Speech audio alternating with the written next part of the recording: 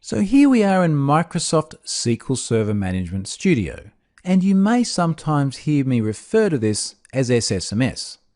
Now we're going to be spending a lot of time in this environment because this is what's going to allow us to run queries directly against the database.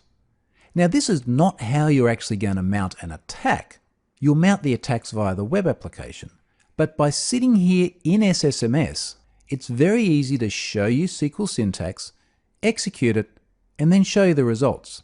So actually working in a query environment like this, or an equivalent for a different relational database system, is a really good idea when you're trying to craft your attacks, because it gives you somewhere to get your syntax right, validate it, explore the possibilities, and then move over to the target system and transfer those attacks into the web application you're attempting to exploit. So let's do this. I'm going to go and take a new query. Now I'm running SQL Server locally, so I've got the database engine running on my PC. I'm just going to connect to that, and I've got a sample database I want to use. So I'm going to just say use sample database, and we'll just execute that query. We now see just to the left of execute that we are now in the sample database. You'll notice a difference in case. Most of the time, Microsoft's SQL Server is not case sensitive. It'll depend on the collation in the database, but by default, most implementations won't check for a match in case. That's not always going to be the same with other database systems though, so do keep that in mind.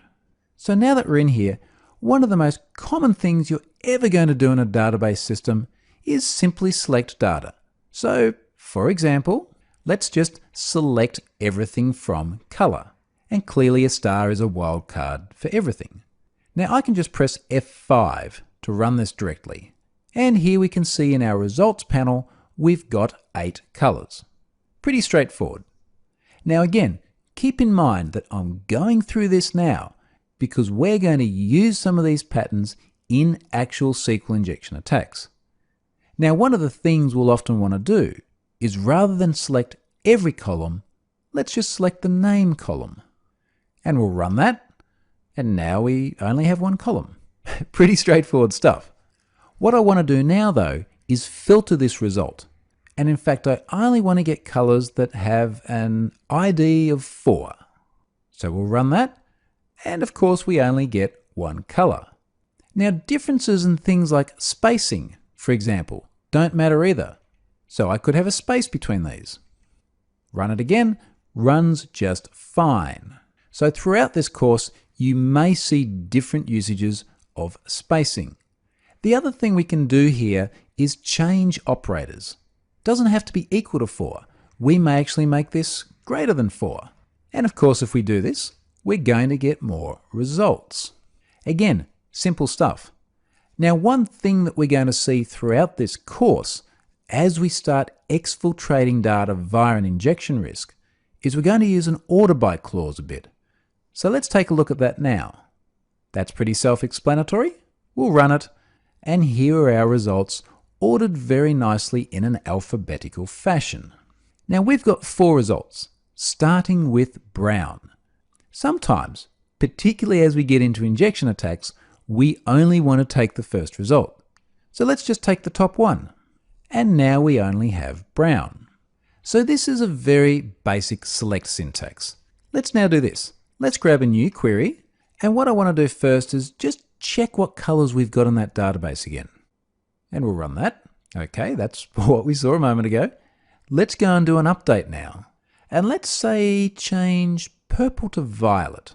So I'm just going to take a new command, a couple of lines down, and go with update color set name equals violet, where name equals purple. Now because I've got 2 queries here, I'm just going to select this second one, F5 to run, and it will only run that one. 1 row affected. Let's go back to that select statement. We'll highlight it, and we'll run that, and now we have violet in row 7. But of course it's violet with a lowercase v.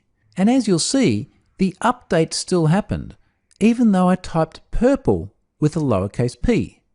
So I had purple with a capital P in the database, but because Microsoft SQL Server is usually case insensitive and the collation of this particular column inherits that case insensitivity, I didn't need a capital P. So as we go through this course and we're running commands, you'll see that I'll usually just do everything in lowercase. Doesn't matter if it's uppercase in the underlying database. At least it very, very rarely matters. So the last thing we might do here is let's do an insert statement. So I'm just going to jump down to the end, new statement, and let's insert into color in the name column a value of orange. Highlight it, run it, jump back up, run the select statement just to check, and now we can see orange is record number 9, which also happens to be color ID number 9. So all of this is pretty fundamental SQL syntax. Selecting from a table with a where clause, taking individual columns, taking only the first one, and of course it could be the first 2 or 3 or however many you want to take, and then basic update and insert statements. All of these are simple queries in the database. And where this is going to get interesting in terms of SQL injection is when we start mixing up the data and our queries from the application. Let's move on now and take a look at a couple of other common patterns in SQL syntax that we're going to use when we actually exploit injection risks. And the next one I want to look at is statement termination.